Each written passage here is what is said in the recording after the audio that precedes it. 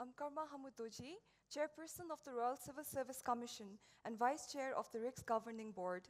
Dashos, distinguished guests, our esteemed speaker, Keith Ferrazzi, and his family, ladies and gentlemen, Kuzuzangpola, and a very warm welcome to the RIGSS Dialogue. As we all may know, the theme of the dialogue this evening is From Never Eat Alone to Leading Without Authority, a journey of awakening leadership, a title that is most befitting to RIGSS and our mandates. Never Eat Alone and Leading Without Authority are among the top-selling books written by Keith. As a leadership institute and a think tank, RIGSS strives to promote and initiate intellectually stimulating dialogues and discussions on various topics of both national and international interest. We do so by engaging eminent personalities from both within and outside the country to learn from their great work, breakthrough ideas, and success stories in different programs, including but not limited to the RIGSS Dialogue, such as the one today. It is indeed an honor to have Mr. Keith Ferrazzi as a distinguished speaker this evening. Keith is the #1 New York Times best-selling author. He was the youngest officer in the Fortune 500 when he was the Chief Marketing Officer of Deloitte Worldwide and Starwood Hotels and Resorts. He's recognized as a top executive team coach in the world, coaching transformation of organizations like the World Bank, General Motors, and fast-growth unicorns. Keith's Global Research Institute focuses on high-performing teams and organizational transformation. He's a graduate of the Yale University and Harvard Business School. He's the columnist of Forbes magazine and Harvard Business Review, a frequent commentator of the Wall Street Journal, and he was recognized as a global leader for Tomorrow of the World Economic Forum. Dashos, distinguished guests, ladies and gentlemen, please join me in extending a very warm welcome to Mr. Keith Ferrazzi. I would now hand over the floor to RIGSS Director Thimphu Chewang Rinzin, who will be moderating the session. Thank you, and have a wonderful and fruitful evening, La. Thank you.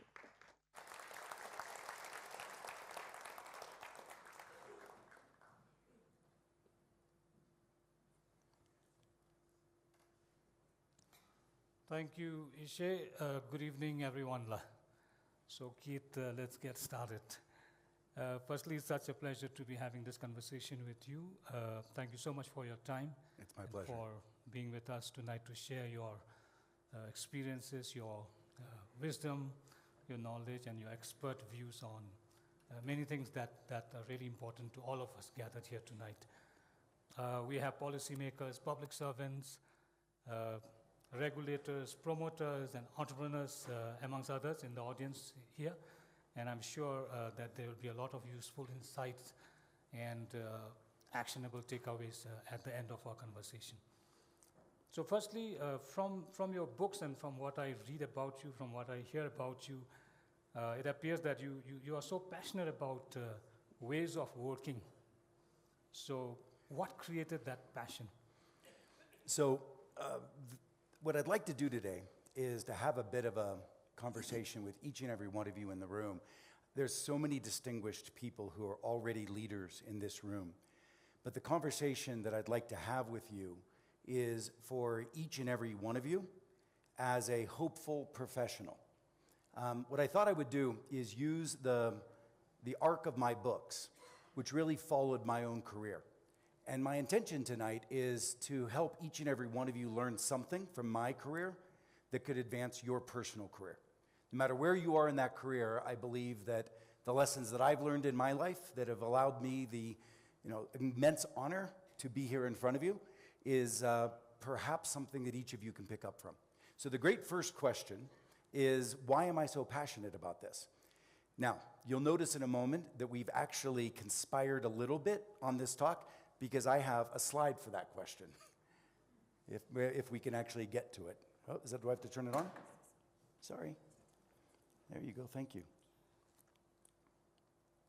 Beautiful. Thank you. There we go. So this is a small town in Pennsylvania, in the United States. You might know Philadelphia, but this town is near Pittsburgh, Pennsylvania. And in the 1970s, in the 1970s, our steel industry had crashed. prior to that period of time, the steel industry in the United States was what very much made the United States powerful. The Rockefellers and some of the biggest names that we have for entrepreneurship in the United States were born from the steel industry.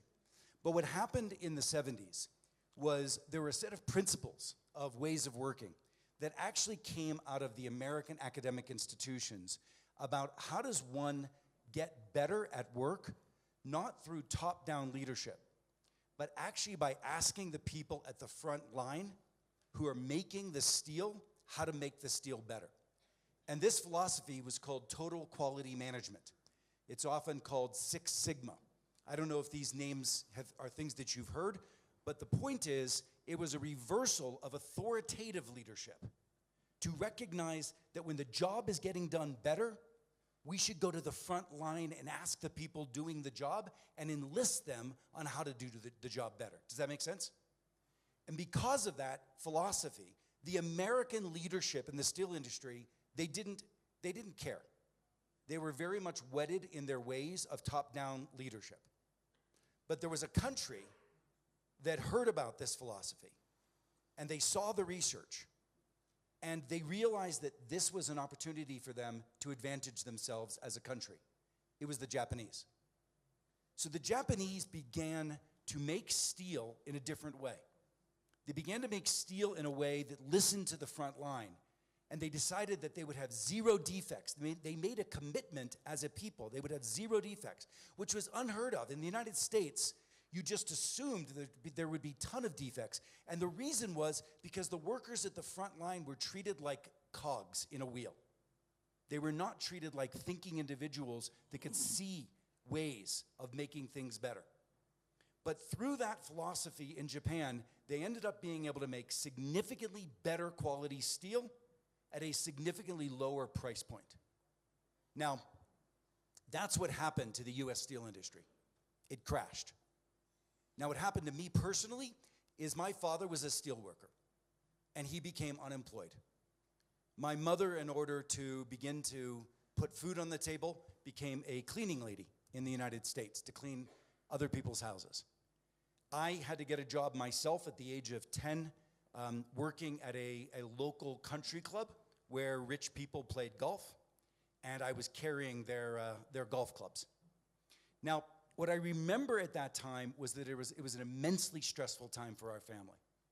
We were literally challenged with putting food on the table. My father had to go to his sisters in order to be able to have enough money to have the basics in our family, which was a very embarrassing circumstance for him to be in. Now, at the same time, for that short period of time that he still had a job, he would come home and tell me things like his manager at work, when my father had an idea or noticed that my father's work ethic, my father was an immigrant from Italy coming to the United States to find a better life for his family. You know, we are a country of immigrants. We're a country that was founded on the basis that there was hope and possibility in the United States for people all over the world, and my father bought into that and came to the United States. And in his desire to have something better for his family, he worked hard. He was one of the hardest workers among the other American workers. And sometimes his manager would say to him, "Pete, slow down. You're making the rest of us look bad." This was the fall of the US steel industry. And when I internalized that, it became a passion for me. Now, in reality, at the time, I was 10 years old. I said, "Dad, I'm going to become the governor of Pennsylvania, and I'm going to fix Pennsylvania manufacturing." Little did I know that government could not fix manufacturing. That wasn't their role at the time.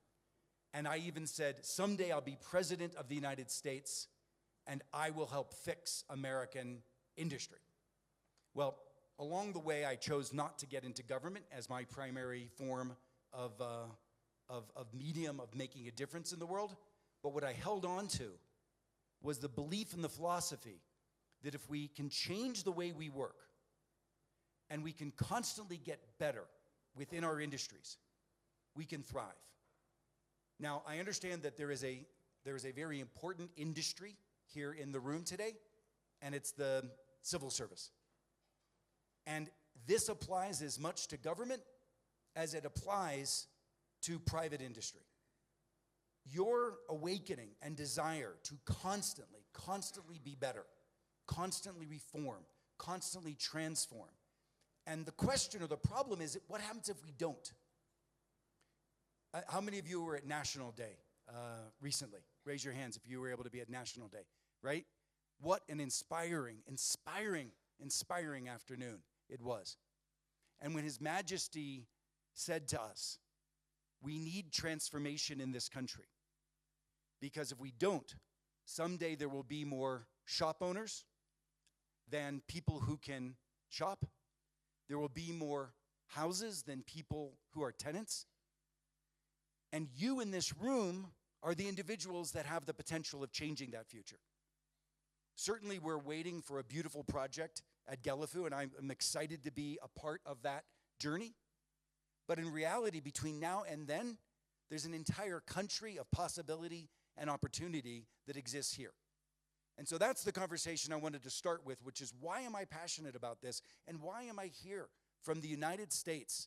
Because I believe that you are at a critical inflection point, not different than the inflection point that was the one that this city and our country faced a while ago. And it's always been my dream to be of service to a group of people going through such of an inflection point. And I do it all the time today. Today, I was able to work with the General Motors organization that when we went into bankruptcy, I was the coach that worked with them as they were coming out of bankruptcy, helping to transform General Motors, which is 250,000 people under employment.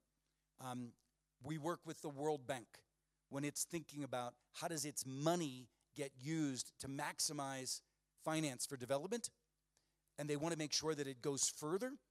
Then we work with them to, in this same philosophy we'll be talking about today, in transformation.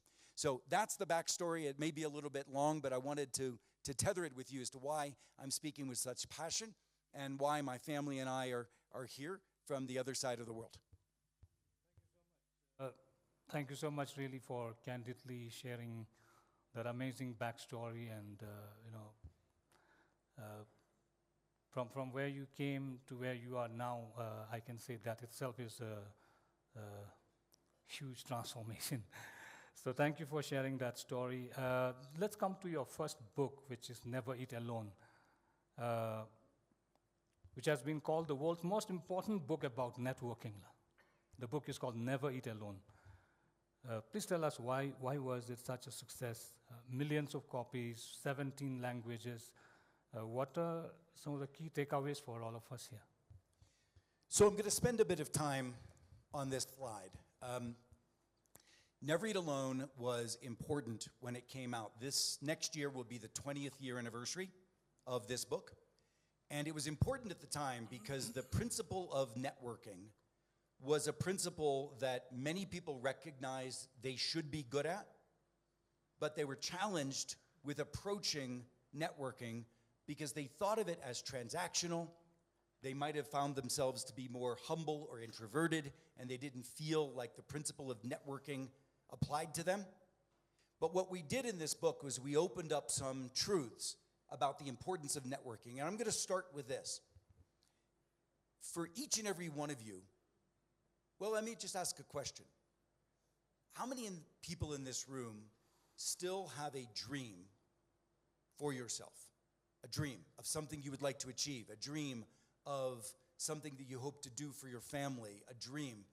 Raise your hand if you still have a dream. Beautiful. Okay, between now and you achieving that dream, there is a road of people who will co-create that dream for you. Does that make sense to you?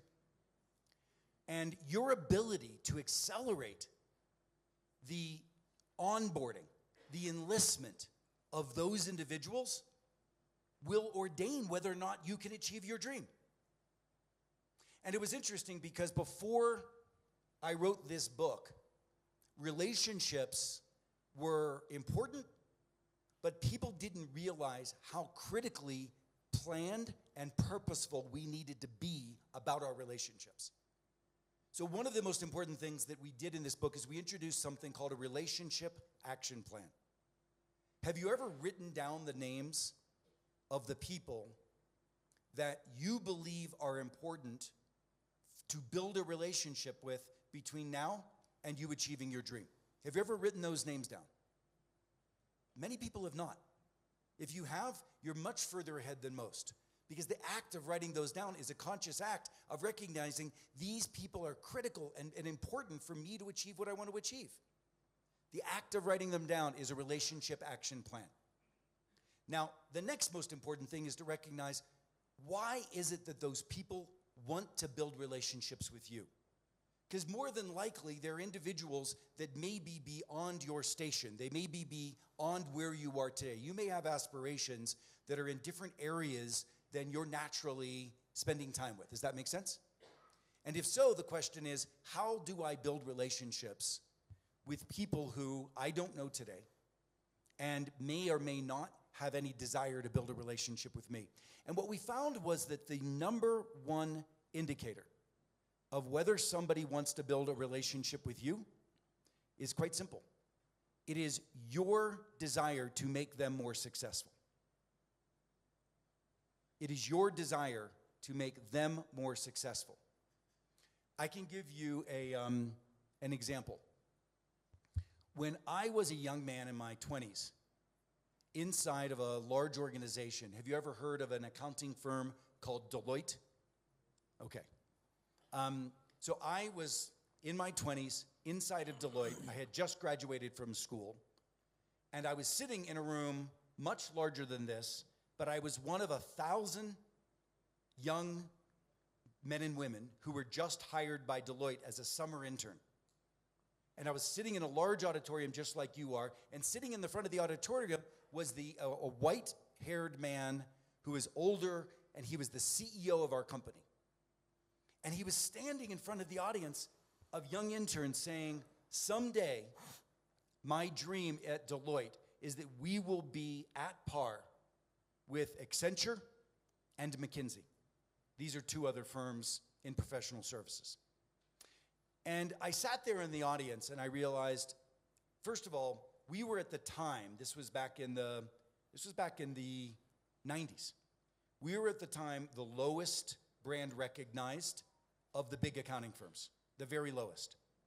And I just sat there and I scratched my head and I said, how in the world is Deloitte going to be from the lowest brand recognition to at par with the Accentures and the McKinseys? And what I did was, instead of just saying, well, that's odd and that executive doesn't get it, what I did was I left the auditorium and I put a call into a professor that I knew well from the business school that I was going to.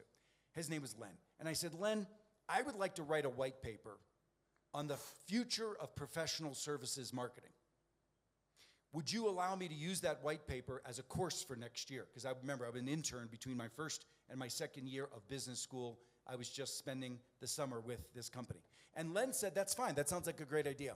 So what I did is I found the emails of the current heads of marketing at McKinsey, at Accenture, at IBM Consulting, at Ernst & Young, at Price Waterhouse. And I reached out to all of them and I said, I'm a student at Harvard and I'm writing a paper on professional services marketing, and I would love to interview you about how you've gone about building your brand. And all of them but one said yes. And I told them all, I said, when I'm done with the white paper, I'll give it back to you. So the benefit that they got was that I was doing an analysis of their competitive set, and I was going to give them information back, right? Well, at Deloitte, we didn't even have a chief marketing officer. So I didn't even have anybody to interview at Deloitte.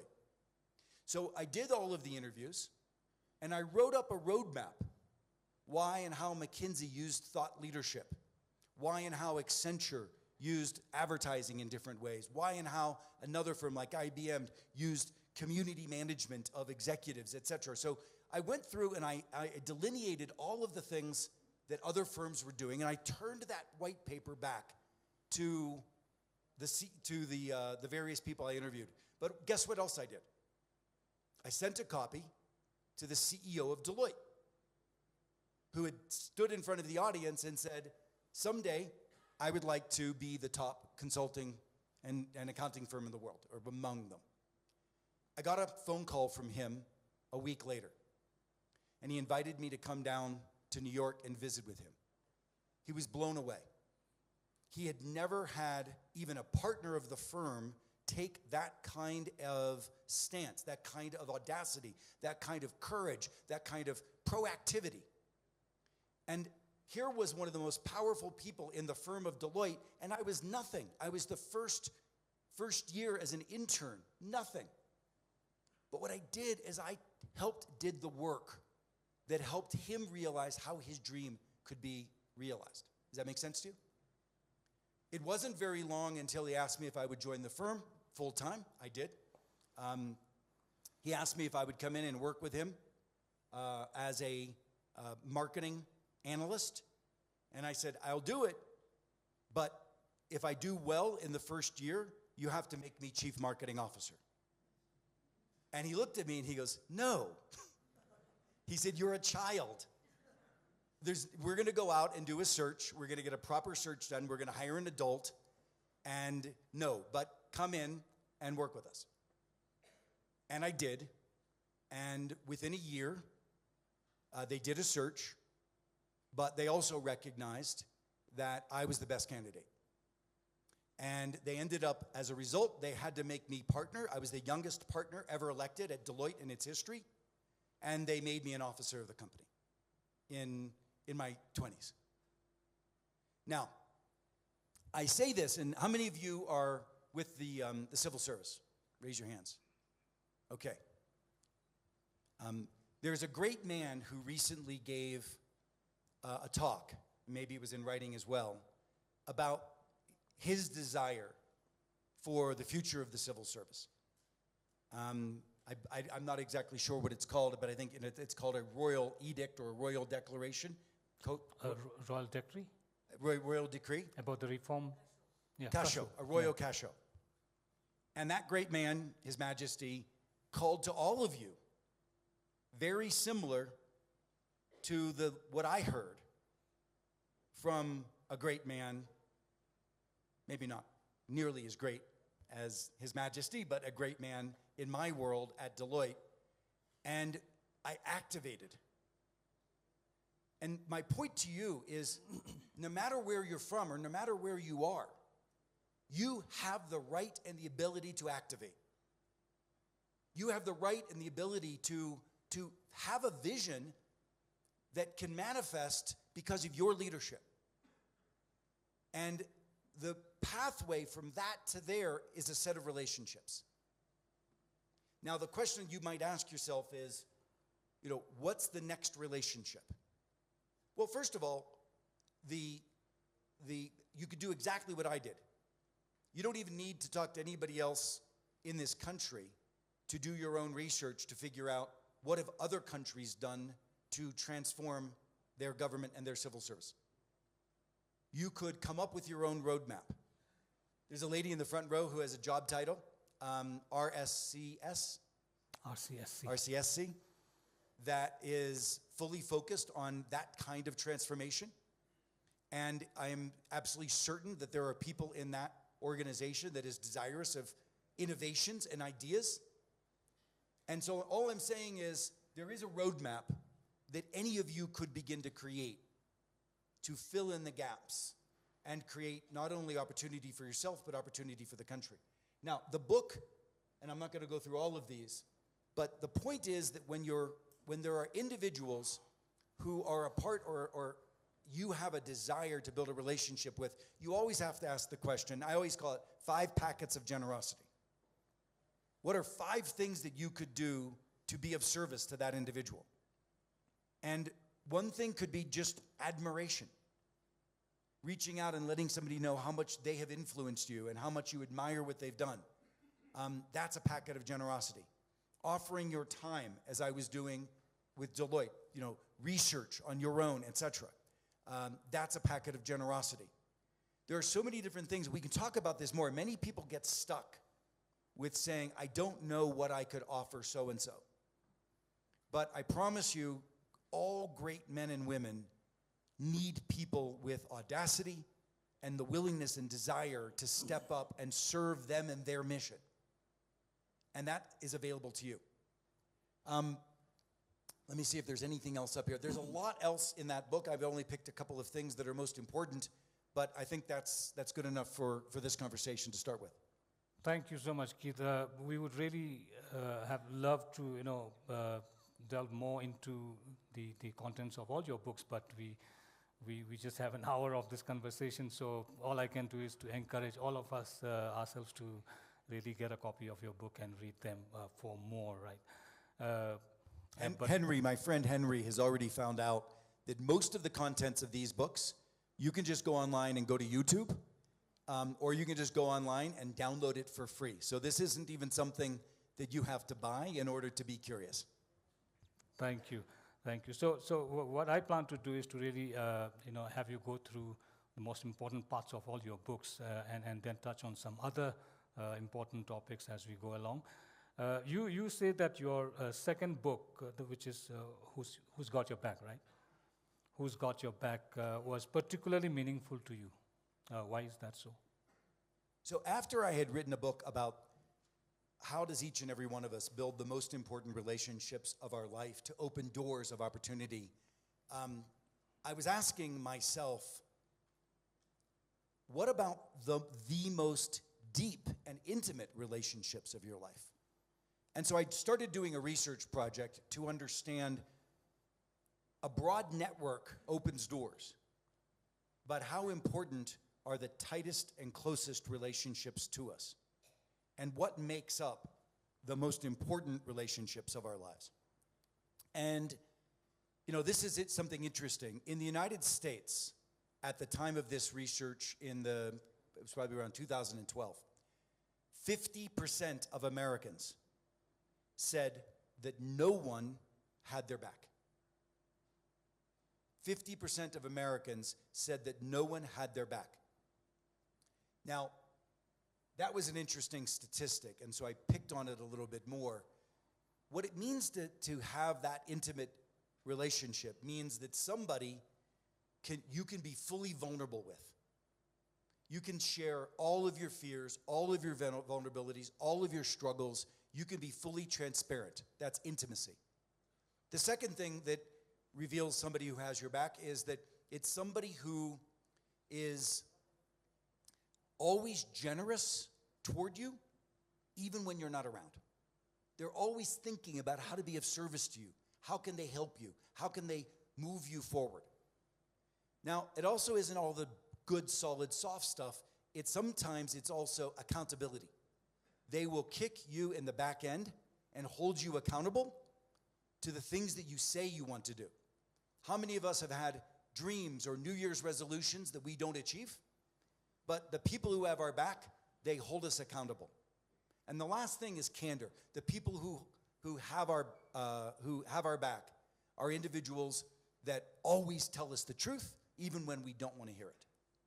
That defines somebody that has your back. So maybe that raises the hurdle a little bit. You'll understand why 50% of people, and what was interesting is of those who said no one has their back, half of them were married.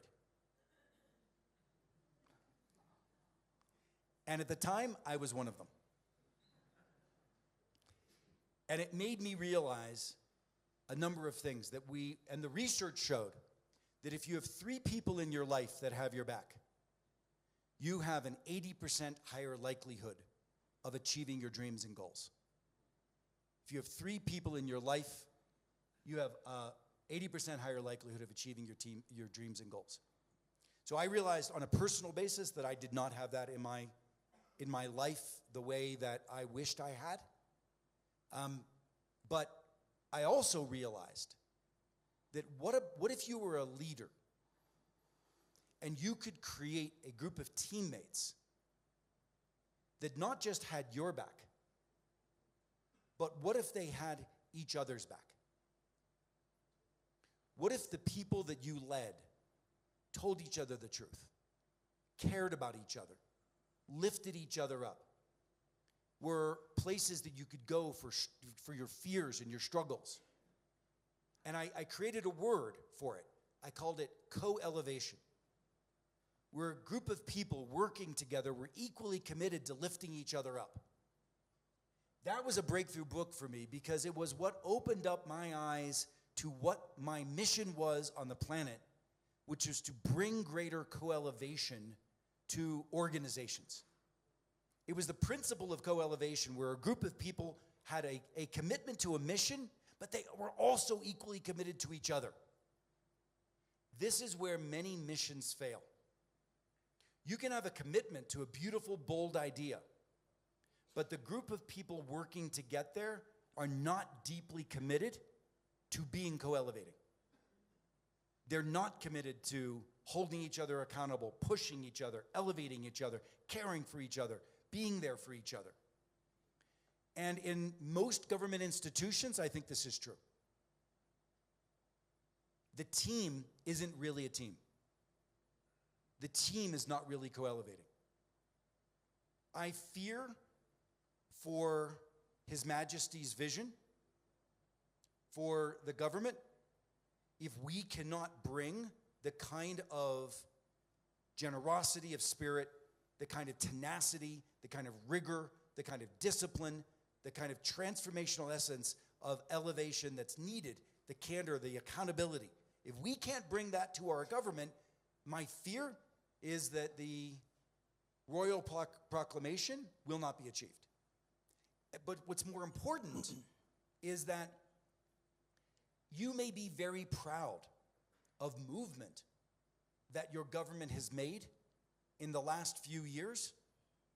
But when I work with large organizations like the World Bank or General Motors or IBM or Google, they have to realize that their progress is not weighed against where they were. Their progress is weighed against where the world is going at the same time. If the world is going faster than your 10%, and you already started from behind, you will never catch up. It requires an additional effort, an additional challenge. And that requires people in this audience, thank you, people in this audience deciding to be the movement leaders, the leaders of transformation. And if you don't think that you can have sufficient authority, you're not sitting in a position of ultimate authority or power, that's irrelevant. Remember the 24-year-old boy at Deloitte who became chief marketing officer. Gandhi used to say, "There they go, I must follow them, for I am their leader." It is not about who reports to you. It's about your capacity to marshal the resources and people and followership of people who can co-create getting from here to there. Now, you can be that leader of a movement independent of the authority that you've been given. Amazing. You talk a lot about relationship building, networking, co-creation, and I mean, I'm just wondering, what does it really take to have someone have your back? Well, I think the first piece, if you go back to book number 1, the fundamental rule of enlisting important relationship in your life is to lead with generosity, to lead with service. So if you're a self-serving individual trying to achieve independent of others, unlikely that people will have your back. Does that make sense? I mean, I am in awe of His Majesty's generosity, his desire to be of service. It brings me to tears. And that role model here is the role model that I wish even the United States had. Unfortunately, you may have some understanding of the political challenges that we have in the United States right now and the lack of such role models in our institutions. But right in front of you, you have a committed leader who is as committed to transformation as he is committed to you. And that's the role model of leadership. And it's the invitation for all of you to be that bold and that intimate and that caring and that generous. And if you lead that way, you will enlist others to follow, as you have to His Majesty. Thank you. We are now coming to your other book, Leading Without Authority, which of course I happily read. That book, Leading Without Authority, is said to be a roadmap for building movements of change. I think you slightly touched on that already. Maybe you can elaborate further on Leading Without Authority and some of the key takeaways. Yeah, I've started to it, but maybe I'll give you another example. So the example that I gave you of myself when I was 24 as Chief Marketing Officer was a young man leading without authority. I'll give you another example that was when I was in that job. I moved to Chicago, which is another big city in the middle of the United States. And I wanted, and now I was in my late 20s, and I was still at Deloitte, I wanted to be a prominent business leader. And I went to my boss, who ran the Chicago office at the time, because we had dual authority. We had a regional authority, but then we also had national responsibilities. So I was also practicing while I was Chief Marketing Officer.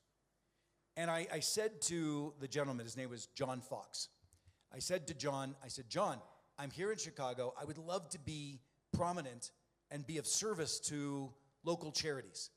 Could you fund me to be on boards of directors in the local Chicago area? And he just looked at me, probably very similar to how Pat looked at me as Chief Marketing Officer. He looked at me and he goes, no, we really don't have that budget. We don't have those resources. What you'll learn about me, by the way, is that no is just the beginning. It's not the end. And that's one of the things that I would like to encourage all of you, is that when I say leading without authority, sometimes you have to lead against authority. Now, I'm not talking about unseating governments.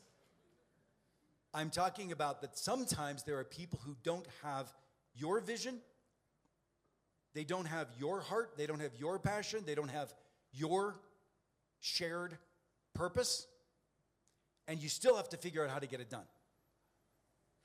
I've had a lot of conversations with people who get into a victim mindset.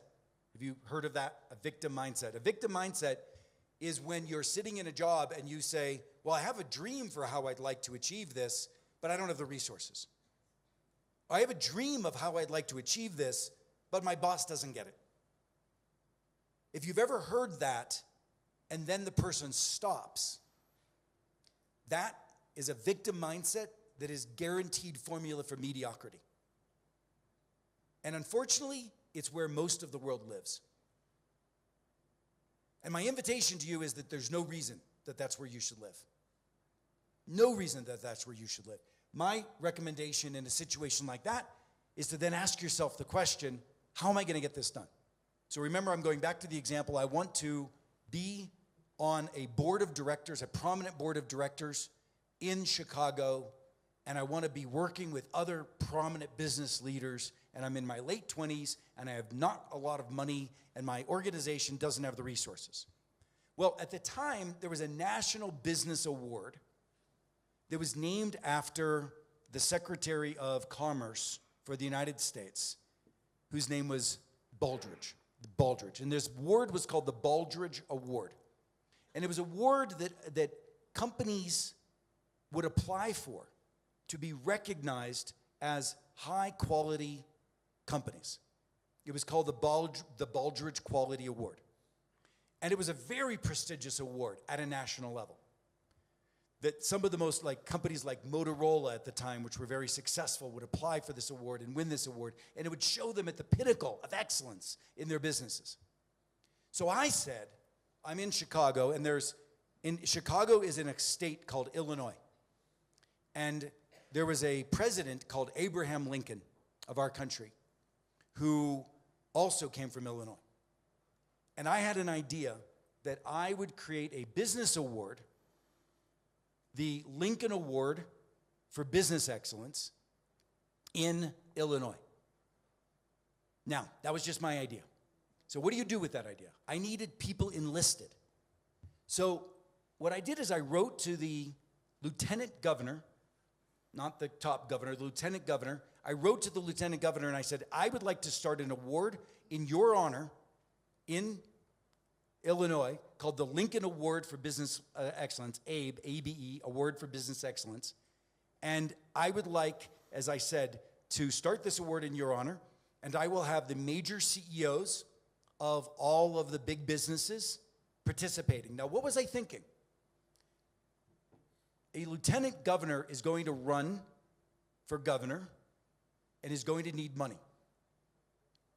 And as a result of needing money, the lieutenant governor would love to have a relationship with the top business leaders. Now the lieutenant governor may not have cared about my award and helping the businesses of Illinois be better, but I guarantee you he was very interested in getting to know the business leaders who would pay for his campaign. Does that make sense to you? Lead with generosity. Lead with generosity. So I reached out to 5 business leaders, and I wasn't getting very far because I didn't really have anything. What I did was I realized that inside of most big businesses, there was a person whose job was responsible for the quality of their product. And so I reached out to there was a large company called Chevron, the oil and gas company. So I reached out to the head of Chevron and their head of quality for Chevron, and I said, I would like to start a business award of quality, and I would like you on my board. They were so flattered, and they loved the idea. They had heard about the National Quality Award, and they were 2 layers down in the organization. They weren't even direct reports to the CEOs of their companies, but they had a passion for quality for their businesses. So I got the biggest bank, the head of quality, the biggest oil company, the head of quality, the biggest pharmaceutical company, the head of quality. And I got these individuals, and they were all joined our board. And again, I was about to say they joined my board. They didn't. They joined their board. The first person you enlist into something you're passionate about, it's now theirs too. If they thought that I was inviting them into something that would elevate me, no, I'm inviting them something that will elevate them. The whole idea was these people lived lives of toiling, trying to get quality to be better, underappreciated. Like me, they were never asked to be on boards of directors, and here I am asking them to be on the board. So this group of us created the award, and we started to administer, using our own time, we administered this award, and then I said to each of them, hey, now that we're running this, do you think we could get money from your bosses to fund this award? And they said, well, we'll try. So the 6 of them all went to their bosses, the CEO of Chevron, etc., and they said, we're doing this amazing thing. It's a business award, etc. We've got the lieutenant governor on board. It was all very formal. Would you be willing to fund us? And all of them each gave us $50,000 for each company to our award. I had to open up a bank account. Now I'm sitting here with plenty of money to run the award, a board of directors, and then the next thing I asked is, do you think your CEOs would meet once a year when we gave out the award? And they said, we'd be happy to. So remember that guy, John Fox, my boss, who said he wouldn't fund me to be on a board of directors? I just went back to him and I said, John, I've got the CEO of Chevron, the CEO of Abbott, the CEO of the largest bank. I've got the CEO of the 6 most powerful companies in Illinois on my board of directors. Each of them has given me $50,000. Would you like to be on my board of directors? It's only going to cost you $50,000. He said yes. And I became elevated one more time in the company. I was in my late 20s with a close personal relationship with the most powerful business people in Illinois. I led without authority. And my team, who is your team? That's the first question you have to ask. If you have a vision, who is your team? It has nothing to do with your organization chart. You have to create your team through followership and co-creation, and you earn permission to lead. I became the executive director of this because I did the hard work. And everybody in this room has the opportunity to do the hard work. This country is going through one of the greatest inflection points that a country could possibly go through. You know it. The invitation from your most premier authority is to every one of you. Your question is whether or not you want to step up and meet that invitation and build in service of the country, in service of those around you, and co-create with those individuals. And the point is, it's all on you. All of us have John Foxes in our lives. Oh my God, this is recorded and now he's going to see this someday. Sorry, John. I'll take you out for a drink afterward at some point. But all of us have people in our lives that say no. And that should be the beginning, not the end. Couple of key points. Among your team, you have to have candor. This is a very polite culture. I get that. I understand that. But polite, I have to tell you, holding back the truth can sometimes be the most evil and inappropriate thing to do to another human. If you're a leader and you're not telling your associates, your employees, how they can improve, that's a horrible thing to do to a person. Allowing somebody to sit in mediocrity, that's a horrible thing to do to somebody. If you're on a team of a group of individuals, your desire and job should be to elevate each other. You should all agree. Don't even wait for your boss to give you the feedback. I know that in this culture, we have a tough time giving feedback. I know that we're trying hard in civil service to be better at getting and giving feedback.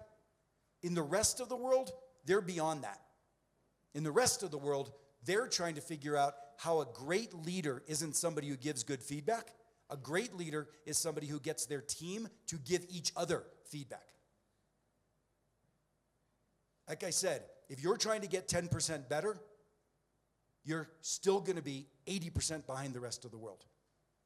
Modern leadership principles are progressing beyond the basics. And if we're just still struggling with the basics, we will not achieve greatness and the possibility that we have here. Candor is critical to that. The next thing, which is the promise, though, is that the people that are your team will grow. That group of individuals that created the award with me, the group of individuals that were my team at Deloitte around marketing, we elevated together. We achieved things we could never achieve before. We felt inspired by each other. We bound out of bed to go achieve our missions together.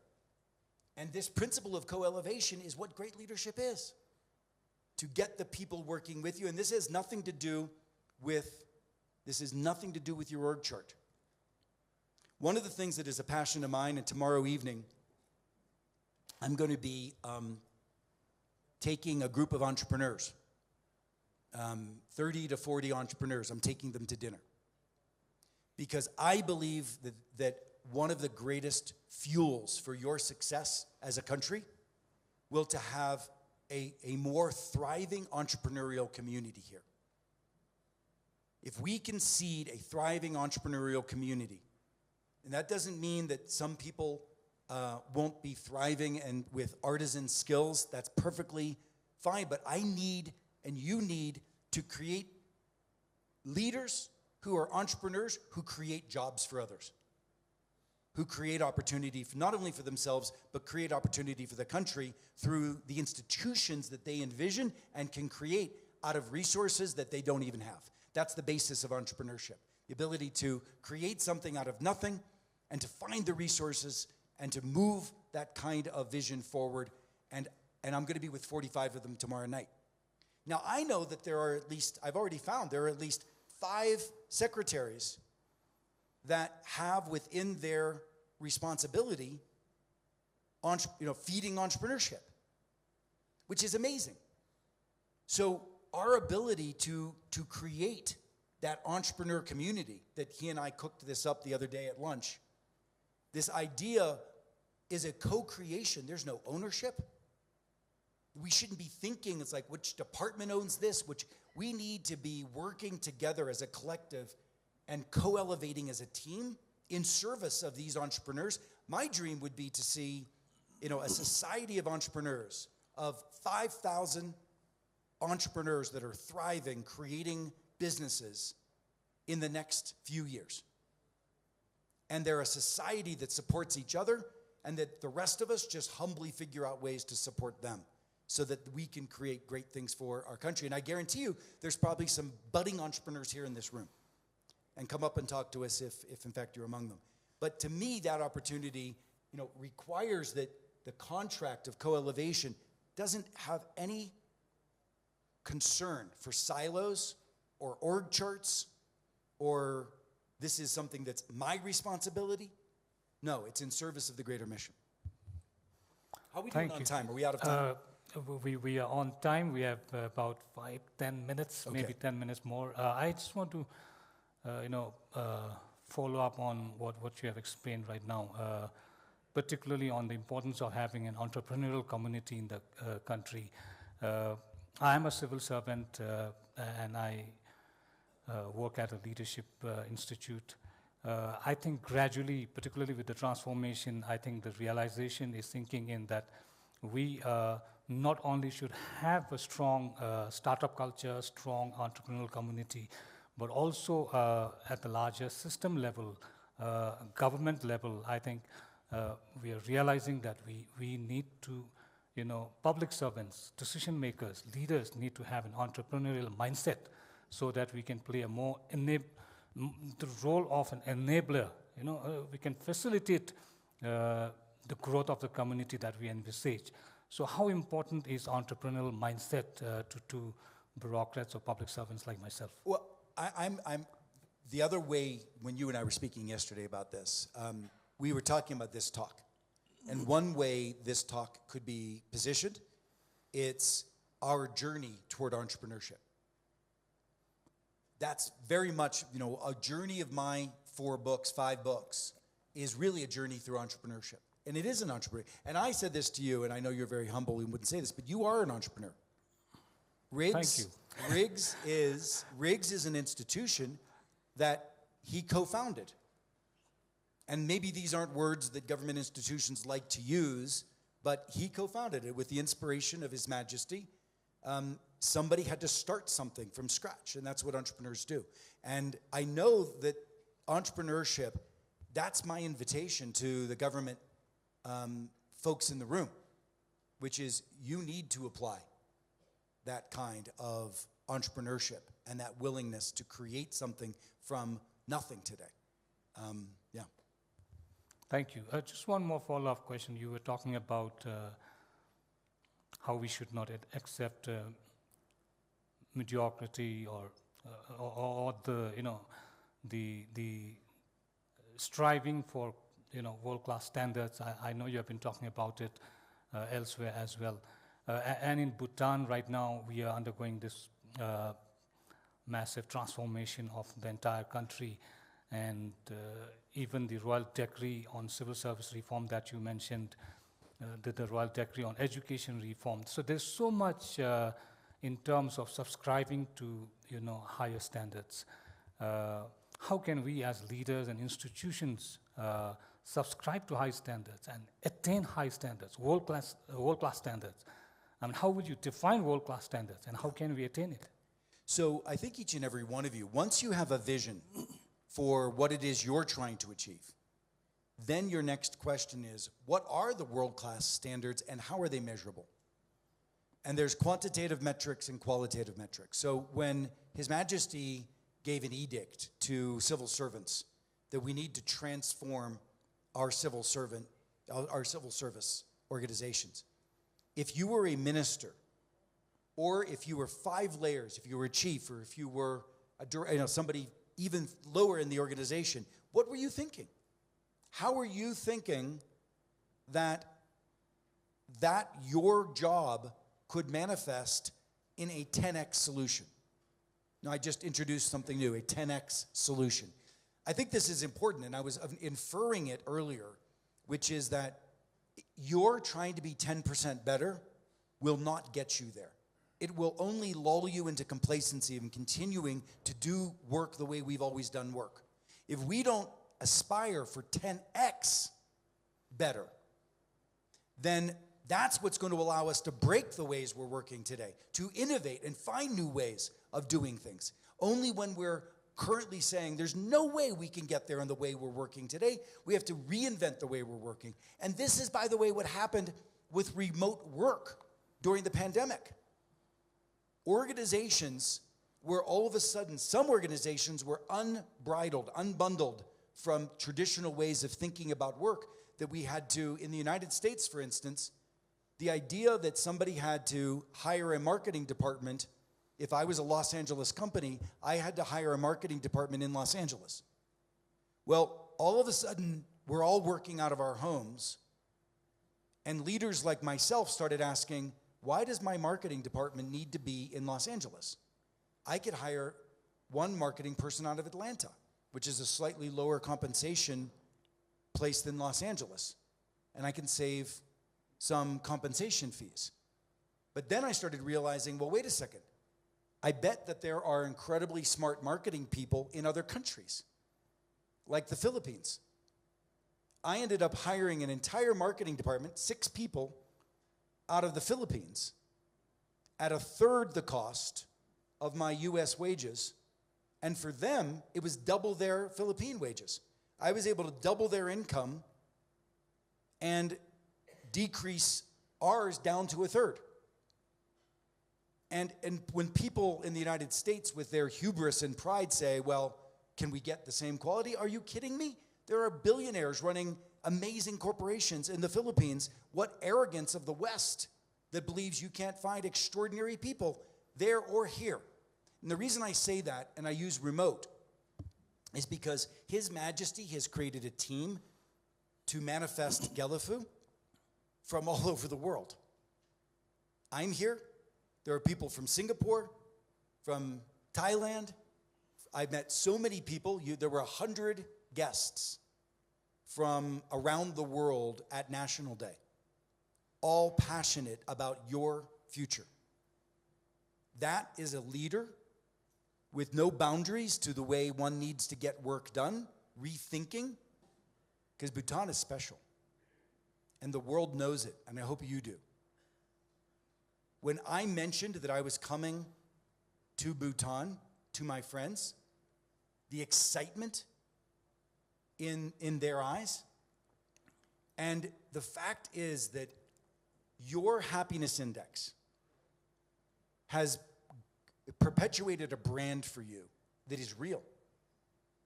You are a beautiful, amazing people.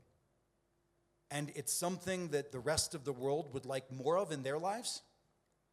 The reason I'm here with my family is because we would love to have more of the Bhutanese culture in our lives. And in our life, I wish our government, I wish our America had more of what you live every day with. You give the world a promise of happiness, a promise of connectedness and togetherness that doesn't exist in other countries. And so as a result of that, you can leverage that. So let me take it back to you. You're a minister, and you're trying to get something done, and you don't have enough resources. You can go out to the West, and you can ask other people to come in and help you and serve you, because you carry the brand of Bhutan, just like His Majesty did. And somebody, I asked, how much do we send our government officials around the world to conferences? And the natural reaction is to say, well, to the extent that we have resources. Forget it. What are the resources? Build a virtual relationship with the person running a conference representing Bhutan. Ask that person at some point to come to Bhutan. Don't say that you're going to pay for them. Just invite them as your guest. And let them know that you would love to show them what makes Bhutan special. You'd love to take them up to Tiger's Nest. You'd love to expose them to some of your national treasures.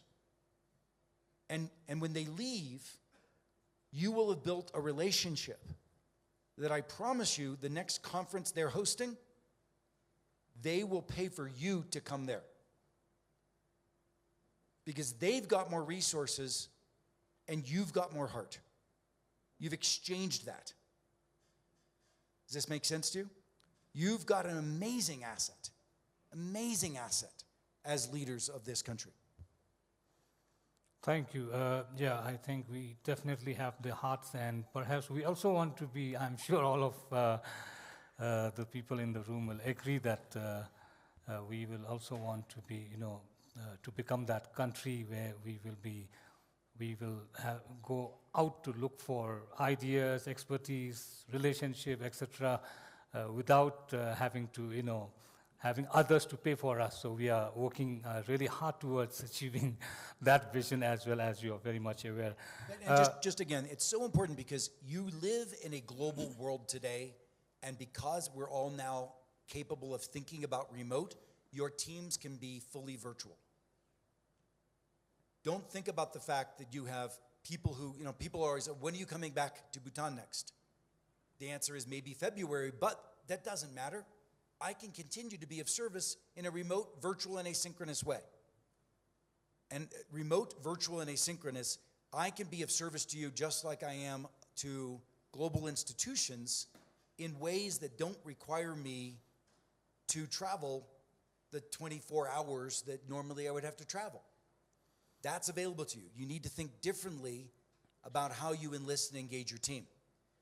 Before we go on, I wanted to show you a couple of other pieces of research. We've done a lot of work of what does it mean to be a high-performing team. And this is something that we'll be talking a little bit about tomorrow in some workshops that we're going to be working on. And this is a book that's coming out, will be out in the new year. And it's a book about teamship. This is what you're hearing from me is a new form of leadership.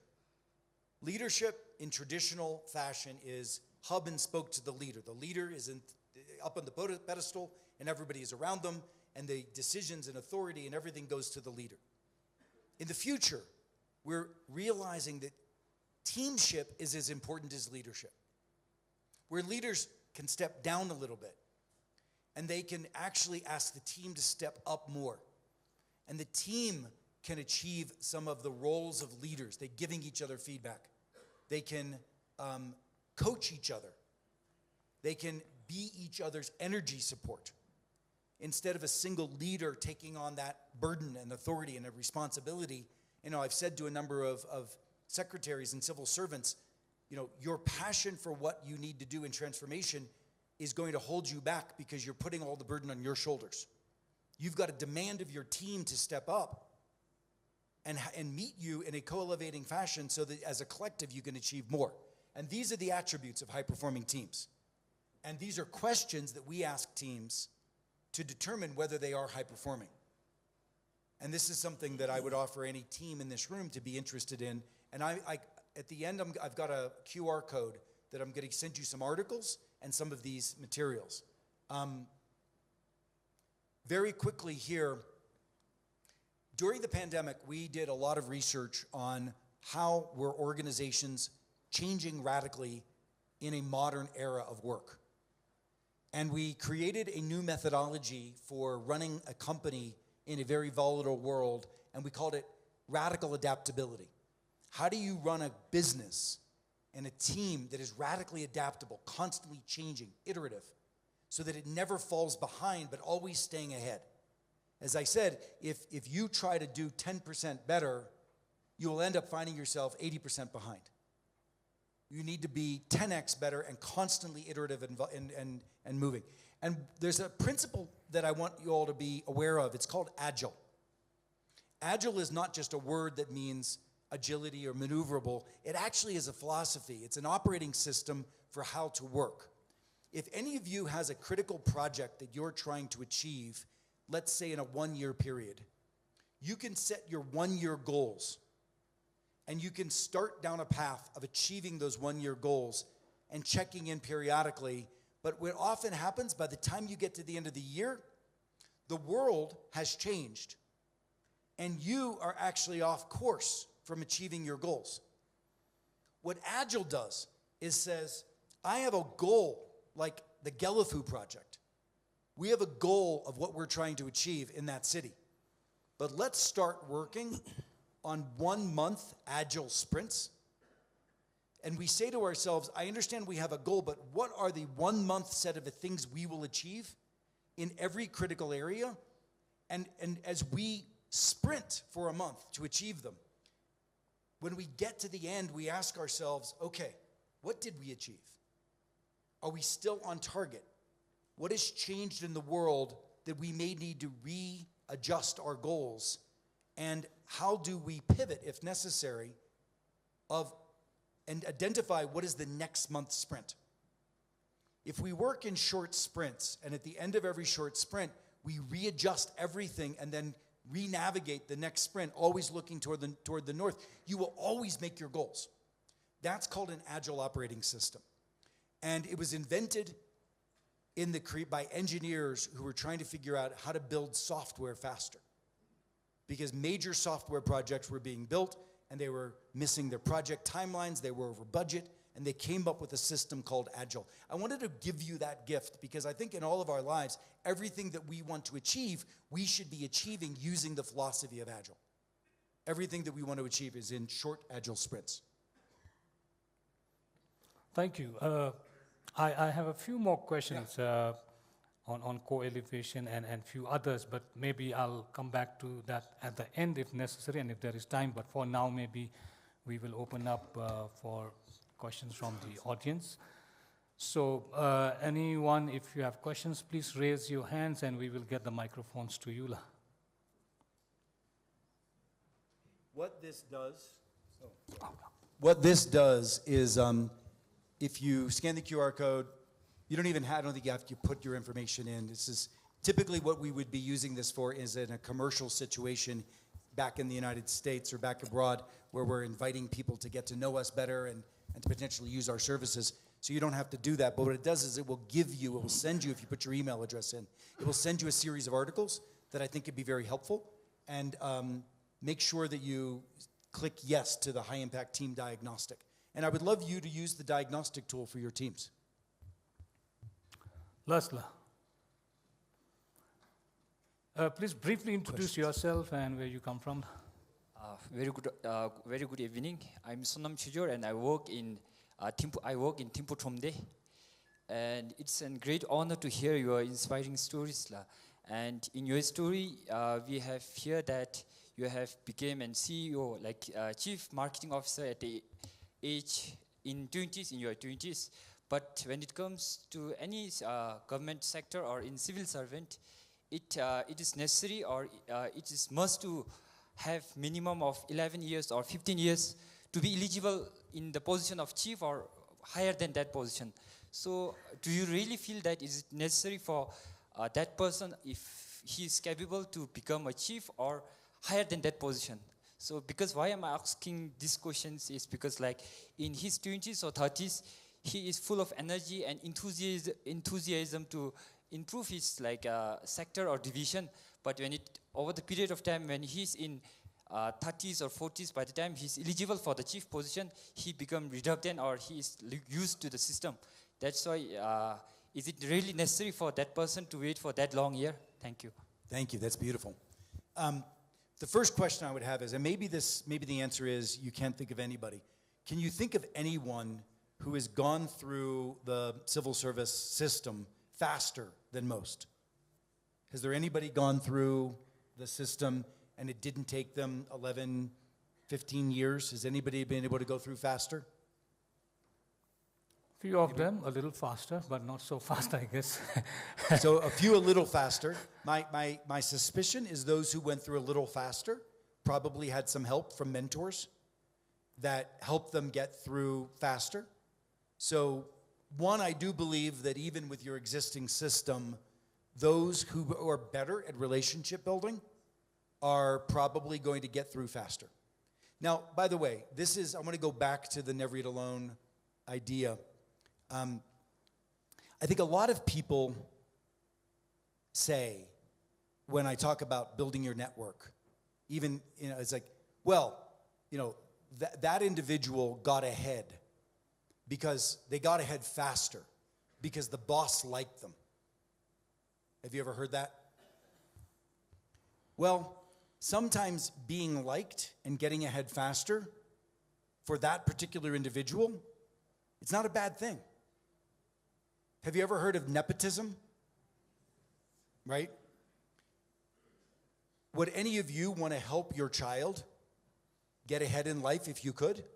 Is it yes or no? And that's nepotism, right? But you can create your own nepotism. I did. Pat LeConto, the CEO of Deloitte, became like a father to me. And we became very close. And that relationship was the reason I was able to achieve the status that I had. Right? You can create your own nepotism by finding individuals that you admire, respect, have authority, have power, have opportunity that they could give to you, and serving them in a way that they want you to be successful. And they'll help you be successful. They'll give you mentorship. They'll give you guidance. And yes, they'll open doors that they won't open for other people. That's the way the world works. And you've got to decide if you want to be an individual whose passions and ideas can accelerate beyond others through those kind of relationships. Now, the other thing that I hope happens is I understand that when somebody gets out of school, one of the top aspirations is being a civil servant. And I think that's fantastic. But we've got to get to the point in this country, and I apologize, humbly recommend that we should get to the point in this country where our private sector is equally as illustrious, where people would want to be in the private sector. Now, that is some responsibility of the private sector, because I want to make sure that your private sector is creating a nurturing place with good human resources and good training and respectable, career paths for people. And then there's a third chance, which is entrepreneurship. In the United States, people have to decide, do we go into government? Do we go into entrepreneurship? Or do we go into the private sector? And they're all equally beautiful paths. And so somebody like yourself that might not want to wait for 11 years might be able to find a beautiful path for yourself in another place, which isn't a problem, and it would be beneficial for the country if we had all of those options available to us. Now, I also believe that over time, you will have to look at whether or not being in civil service, if you had a competitive place to be, meaning if a student could easily go to the private sector and become a chief quick with their innovation and their ideas, or could become an entrepreneur and start their own business because they have a thriving entrepreneurial community, you in the public sector, in the civil service, might not find the best talent waiting 11 years. And that might challenge your system as it is today, which might mean that you'll have to rethink. And I do believe you have to rethink everything to meet His Majesty's challenge to you. You do have to rethink everything in the civil service. And right now, I think you're rethinking on the margin. You're not rethinking everything. Thank you. Just a quick follow-up. You should have warned them. Yeah, sorry. Just a quick follow-up on your response. Relationship versus merit. What's your view? Thank you. So what I think happens in the United States is sometimes relationship will be prioritized over merit. And I'm sure that happens here too. But with more competition, what relationship gives you is an edge among two individuals who both have merit. And as I used to say to my classmates, 2 arms, 2 legs, and a Harvard MBA does not make you CEO. You've got to have something differentiating. And I also, again, the principle of a relationship isn't just, it's not just nepotism. A principle of a relationship means trust. It means that this is an individual that has my back. This is an individual that I want to see succeed. And so, I do think, and by the way, let me speak a little bit to the minority population, women, perhaps. And I don't know what kind of prejudice is. I see a good segmentation of women in the public, in the government sector here, and I think that's fantastic. In the United States, that was a challenge because people wanted, what happens is that people wanted to lift up people that looked like them. And that's a natural thing. It's not necessarily conscious. It's a subconscious thing. And so they look for people that look like them. And what's worse, though, is when you feel you can't network with somebody because you're afraid that they won't connect with you. And there's prejudice. I have 6 boys. 2 of them are here. And one of my youngest boys is black. And what I used to say to him is, I understand that prejudice will hold you back sometimes, but the biggest prejudice that will hold you back is your belief that people are prejudiced. If you're a woman, or you're an LGBTQ, or you're a minority in whatever fashion that you are, your belief that other people won't accept you for who you are is your greatest glass ceiling. It's your greatest prejudice that will hold you back. It's your own mindset. And I wanted to spend that in terms of the merit piece, because so many people sit back and say, they won't accept me. And that is not even, that's just insecurity is your prejudice. Insecurity is what's holding you back. And you can blame other people for what you think they won't accept you as, but I say don't tolerate it. Thank you. Thank you very much. Yes, La.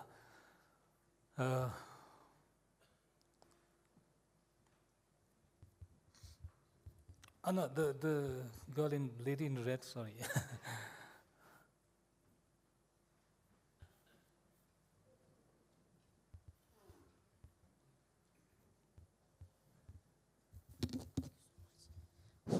Hi, Geet. Oh, okay. Hi, Geet. My name is Kazang. I'm an entrepreneur. I run a management training and consultancy firm called Institute for Learning Solutions. Thank you so much for your talk. Very insightful. A very quick question.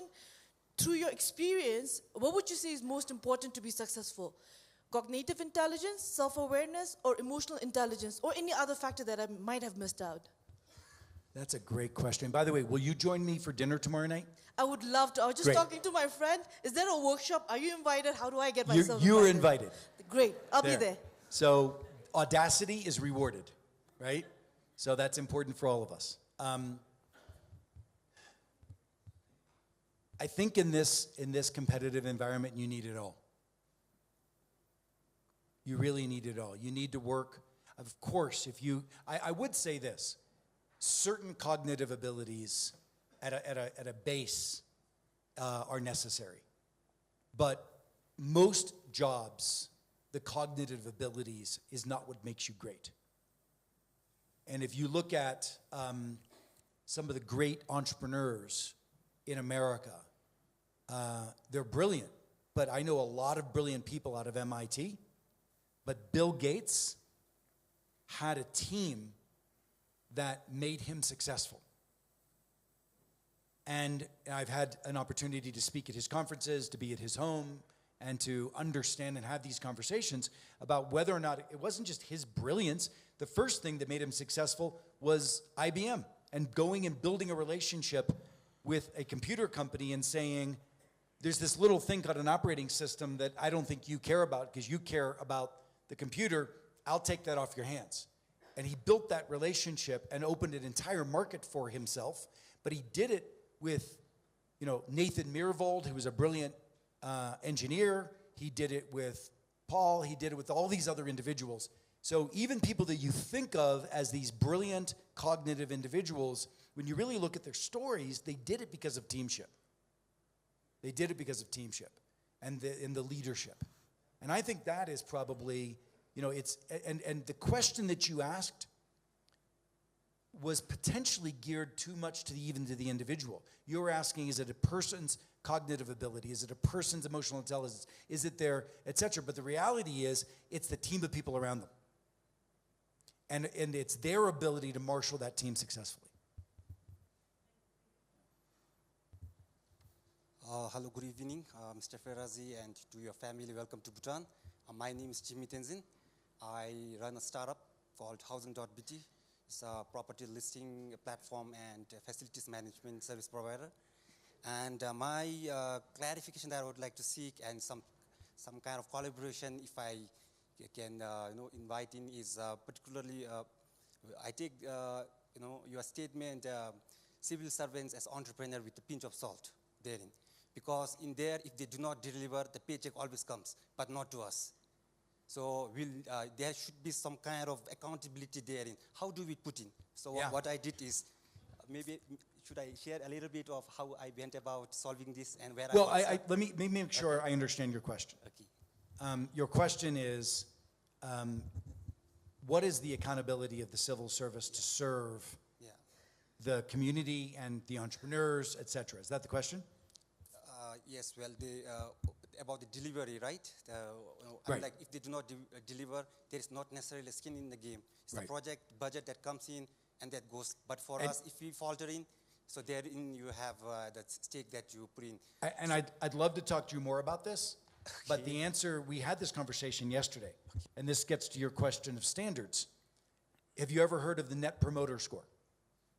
Net Promoter Score is a metric that's used in service organizations, and it asks the people that you serve, how well are we serving you? And it's a qualitative assessment.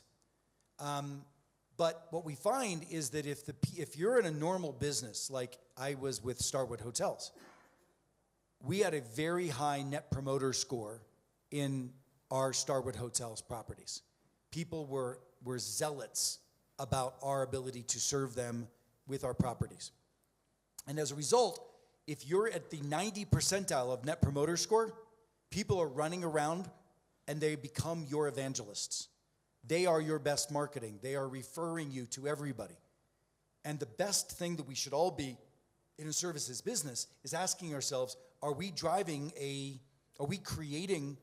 a zealot evangelistic community about our business, about what we're serving? Now, does government do that today? I mean, are your institutions creating the level of service that everybody is bragging about? And if the answer is no, then you're disserving them and you're disserving your role. You shouldn't be paid what you're paid. The fiduciary responsibility that you have to serve the people whose money is paying you, and particularly in government, that to me is, that's thievery. It's thievery to be an institution that takes money and delivers mediocrity. Now, that is something that we should start having standards for. And the question is, how many people in government want to change the way they're serving? And it only takes one secretary. It only takes one secretary to say, I want to be the secretary that creates an institution that drives a level of performance that makes the country so proud of what I'm doing that they're telling everybody about it. And that just, that to me is the kind of standards that we would be looking for. Thank you. I would like to take, at the back.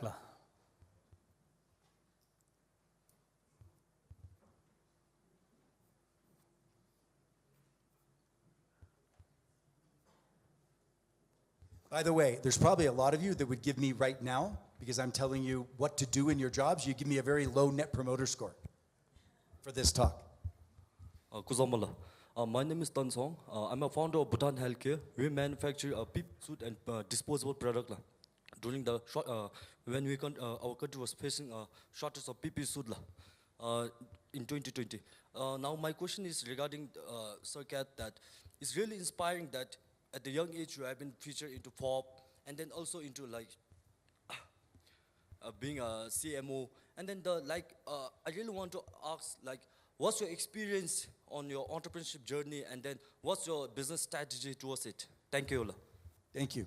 Well, the first thing is, most of the advice I'm giving you, I have failed at miserably in my life. And that I've learned from that, which has given me the ability to write about it. One of the things you'll see in my books is that I'm very transparent of the mistakes I've made. I think the only way that people can learn is by making mistakes. I've made many, and I write about them. And I think my ability to write about them also makes me credible to the people reading my stuff. So I think probably my biggest mistake early on was not understanding teamship and wanting to put myself as the leader with pride of having achieved leadership. I came from a very low-income, scarcity mindset. I was afraid. I probably, as a result, was the kind of a leader that didn't want to share as much. And as a result, I looked at that, and the earliest phases of my business did not grow as fast as it could have. And so, it's with a lot of humility that I look at some of my early entrepreneurship journey. Today, the business model is a great question. And what is the business model? And I guess my point is, and many entrepreneurs have this problem. Early on, my business model was hire people to leverage me so that I could do the most that I could do. And the point was that stopped growth because I should have been hiring people and I should have been serving them and helped them be as successful and help them help each other be successful, and that's how you scale. Can I say that one more time, just so you understand what I'm saying? Meaning, if you're an entrepreneur and you're at the top of the company and everybody is trying to serve you to serve the customer, then you can only get so much, which is the power that you have. If on the other hand you invert that and you're at the bottom serving the organization and you're getting them to serve each other, you can keep hiring people who can keep serving your customer, and you can scale and build a bigger company. Does that make sense to you? So that was probably my biggest mistake. And in fact, my company isn't that large. It's a small firm, and we serve now at the elite level, the very elite level around the world. And my mistake was, and this is one I'm trying to remedy now, which is the intellectual property and the methodologies that I serve the most elite CEOs and their executive teams. I'm now licensing that and giving it away and partnering with organizations that can take that methodology and do a better job than I did at scaling. And so, very humbly, I wish I had done that job, but I'm now finding partners to scale that work. Thank you. We would love to go on, but we are already at closing time. Tell but that maybe one story? we will take maybe two more questions. But I wanted to be able to tell that one story before we're done. So that'll Okay, be 3 minutes. So you can judge the time based on that. We can do one question and that. Okay, can this be your final thought? I mean, Yeah, before that we it can could be take my two final questions. thought. Okay, good. So we could start with the question. So we'll take two questions. Hello. Yes, first Yes. we will give here the lady here, and good then evening. I really don't know who to give, maybe the lucky one at the back. Hello. Hello, everyone. Good evening. My name is Gautam Sonwar. Oh, I thought we are getting the question Sorry. from here. Go ahead. My name is Gautam Sonwar, and I'm a student entrepreneur. I'm currently studying at the same time I'm marketing my business. I'm running an IT consultant, a software as a service company, and it is totally run by a 5 group of students who is currently studying. And my question is I have a couple of questions. First question is... please stick to one and be brief. So it's a continuation questions. The first question is that if you have to give advice to a teenage entrepreneurs like us, if you are given a chance to go back to your 20s and 19s, what mistakes you would correct and what advice you would give to us, where we are having a same academic pressure, at the same time you have to deal with the clients, and what I can do to gain the trust from my clients that we can provide an equal quality like other professionals, consultant, like that. It's easy. I spent Thank you. 30 years preparing for the advice I'm going to have for you right now, my best advice at your age would be read Never Eat Alone. Because it was 30 years of personal trial and error, that if you read that book, you'll get more advice than you possibly need. And also, I would say, the gentleman over there and yourself, and the lady, the three entrepreneurs that have, I want to reward you for being audacious. It's not a surprise, by the way, that the entrepreneurs were the ones raising their hands and asking questions. Yeah. Right? I would invite all three of you to dinner tomorrow night, if you would come. Yeah. Good evening, Kit. Thank you very much. Wonderful opportunity, so insightful. When you kept talking about high-performing team, it really caught my attention. What is one most important trait one must have to become a high-performing trait? With this, my name is Socho, and I'm an entrepreneur. I help young entrepreneurs to start business in Bhutan, and also I work with foreign investors to start business in Bhutan. Beautiful. And please come to dinner tomorrow night if you'd like. Thank you so much. Look, I think we are already running out of space in the hall. I saw the room. It's a big enough room. We can handle 4 more people. But I really want to reward the people for who came up to that. It's candor, transparency, truth-telling, tough conversations. It's all the same thing. The best thing that any entrepreneur needs is to be told the truth constantly. And you've got to be told the truth from the team that works for you. And you've got to be curious and be told the truth from your customers. This is the point to the government. Is government using a net promoter score to judge whether or not we're doing a good job? We've got to be constantly vigilant and thirsty to be told the truth and need to hear it. That is the #1 predictor of a high-performing team, of anything. And conflict avoidance, passive, what I see in most organizations is that polite, I respect polite. I'm not asking anybody to be rude or disrespectful, but direct is not necessarily disrespectful. I call it caring candor, because I care so much, I'm going to tell you the truth, right? That is absolutely the #1. And my point is, when I see polite, it usually means political. Because you will tell the truth. You just won't tell it to their face. You will tell it behind their backs. You'll have shadow conversations. You will create all of these contortions and mechanisms, and you will erode value, and you will erode energy, and you will give yourself disease. We know that there are, in our own bodies, you know this is a culture that appreciates Eastern medicine and knows that when you sequester and hold back truth and candor, and you end up with disease. I mean, you need to be focused. This politeness is going to kill you, literally and euphemistically. Before I tell this story, may I just say thank you. This has been an extraordinary experience, and I also say thank you because the lunch that we had, I don't know if you know this man, and he's so curious.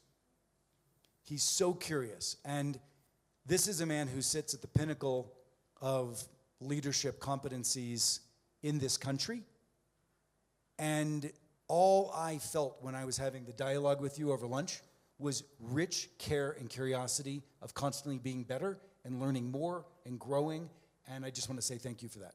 Maybe a round of applause. Thank you so much. Shall we take the last question? Well, can I tell the story, or you want to tell one more, then the story? That's fine, I don't mind. We'll take his question, and then we'll give you the final minutes. Okay, great. That was a great talk, thank you. About candor, I'm curious how you would respond to a certain scenario. If there was a great project in a company, and if by being candor, that project would lose its funding, what would you do? I mean, I'd love to learn more about that, but maybe I'll try to answer it with what I know. Resources are precious. And if that company, if by virtue of your candor, that particular project of importance would lose its funding, that probably is the right answer for the shareholders. And it's probably the right answer for the company, which needs to found other projects for those resources. Look, I mean, we go to very long lengths to not hurt other people. And as a result, we don't give feedback, we don't tell the truth. But in reality, what's happening is we're squandering resources, we're potentially losing jobs. General Motors had many consultants from many firms for decades telling them what they needed to do, but not maybe really listening and not really telling the hard truth. Consultants were in and out, but these consultants were paid very good salaries. People inside of the organization might have had instincts, but they didn't say it. And this company, one of the great institutions of the world, which was the bedrock of American industrial steel and automotive industry, went bankrupt. And that was because of a lack of candor. And it was because of a lack of respect. We've got to, if we're committed to the mission, we have to be committed to telling the truth that will help the mission stay on course. Because the North Star isn't just the project. The North Star is the bigger thing. It's the service of the mission. If I think about, Gellifu, there's going to be a lot of important candid dialogue that has to happen between now and the success of that city. And there's probably, if we work in agile sprints, there's probably adaptations and changes that we can't even foresee that we're going to need to have along the way.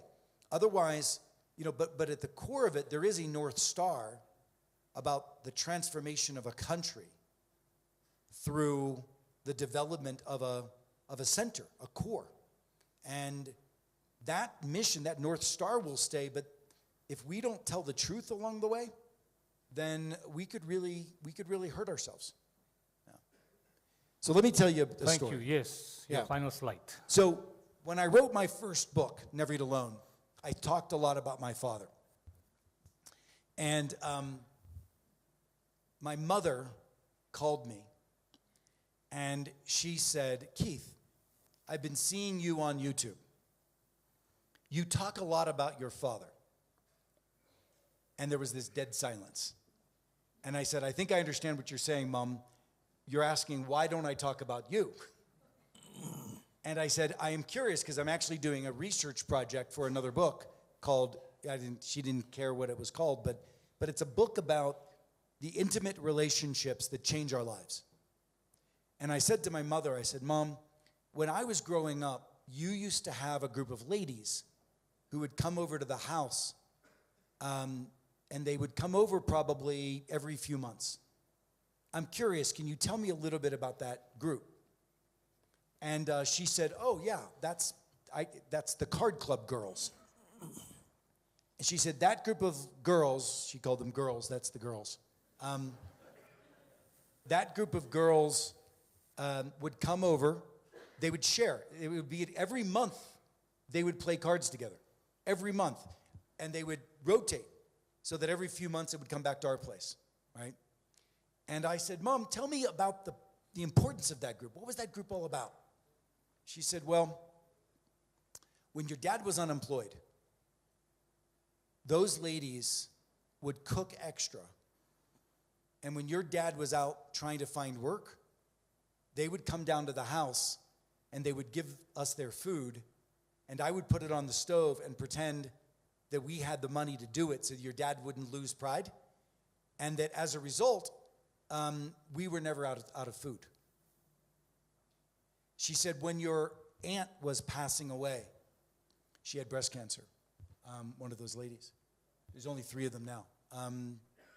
She said, "When your aunt was passing away, we didn't cancel Card Club. We sat on her bedside 2 weeks before she passed. we played cards with her one last time and said goodbye. My mom jokes that every time one of them dies, they have to change the card game. And that one of these days, one of them will be sitting around playing solitaire, thinking about the others. But what was powerful about this is she went on to tell about my father, who, when he died, that group of ladies made sure that she left the house every day with them to do something for months until she was ready to leave the house herself. Now, that group of ladies has played cards with each other every month, never failing, for 55 years. My mom's 90, she'll be 91 next month. For 55 years, they've played cards together, every single month. When I heard this story from my mother, and I was writing the book, Who's Got Your Back, and I dedicated the book to her, because I realized at the time, as I mentioned to you, that I didn't have somebody that had my back like that. I was blessed that she had it, but I wasn't in a relationship that was that, and I wasn't the kind of leader that was building it in my company. And I had a lot of work to do. And I've been on that journey. And I said to myself, I will never get in another relationship until I find my co-elevator. And I'm happy to say, by the way, that I just got engaged. And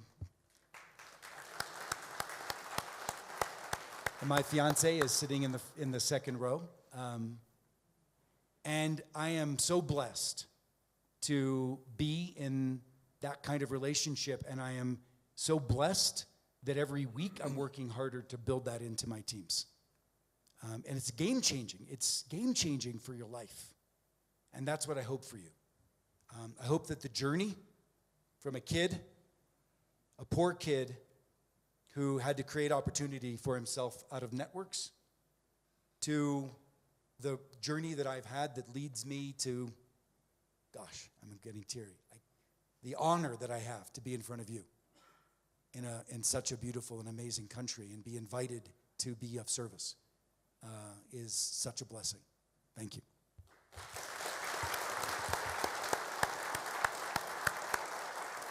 Thank you so much, Keith. It's indeed a blessing to have you in Bhutan, to have this conversation.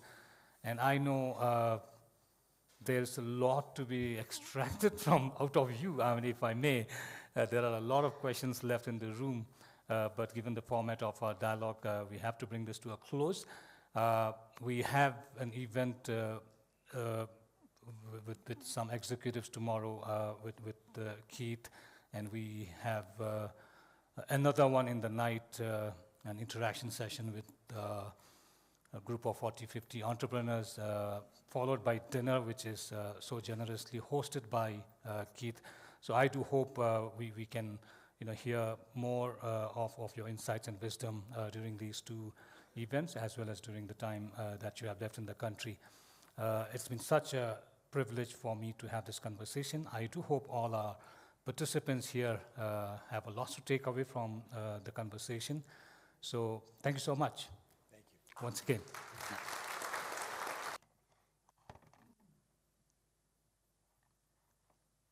Karma Hamaduji, RCC Chairperson and Vice Chair of RIGSS Governing Board, Honorable Dashos, distinguished guests, Mr. Keith Ferrazzi, ladies and gentlemen, Kuzu Zangpo, and a very good evening. On behalf of RIGSS, I extend our deepest gratitude to Mr. Keith Ferrazzi, our esteemed speaker for today's enriching dialogue on From Never Eat Alone to Leading Without Authority, a journey of awakening leadership. Mr. Ferrazzi, your insights, grounded in the principles of generosity, courage, and co-elevation, resonate profoundly with our Bhutanese values and the visionary leadership of His Majesty the King. Your emphasis on leading with generosity and leading with service as a crucial trait for transformative leadership is a reflection of the aspirations of our nation. We are inspired by your perspective that true change and transformation come from the courage to elevate those around us, to have each other's back, hold each other accountable, and lift each other up.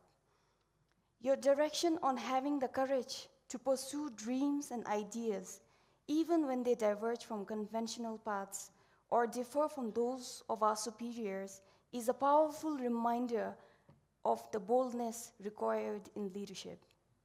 It resonates deeply with our journey towards innovative and future-ready governance.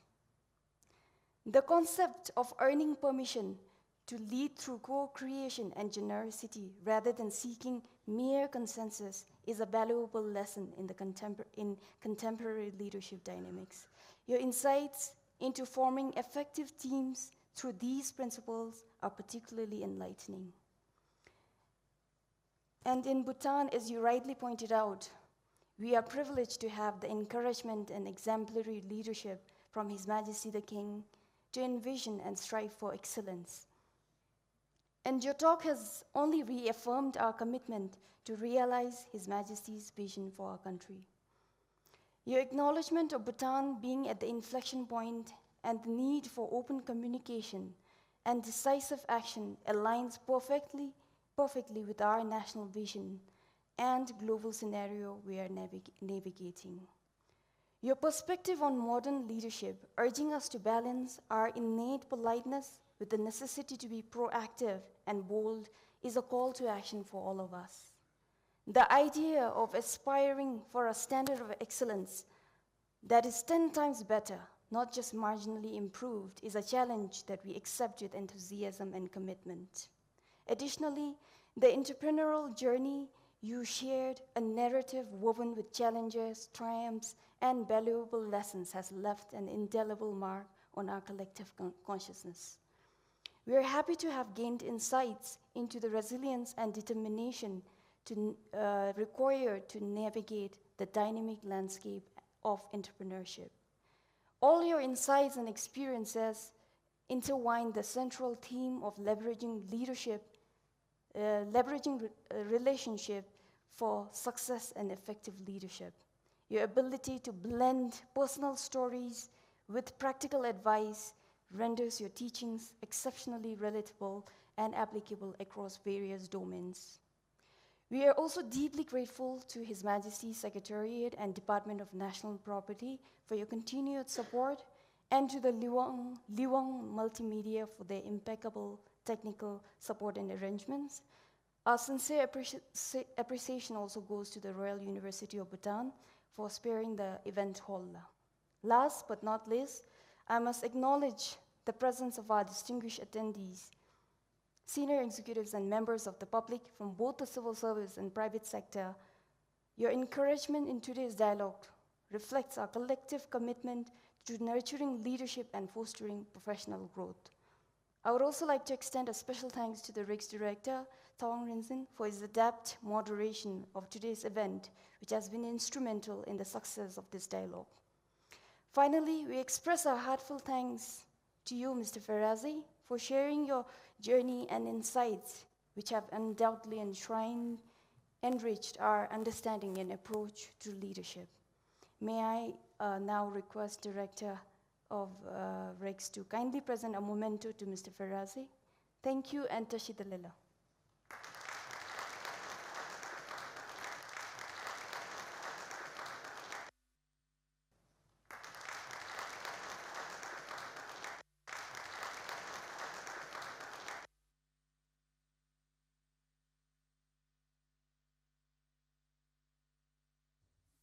Can you put this on?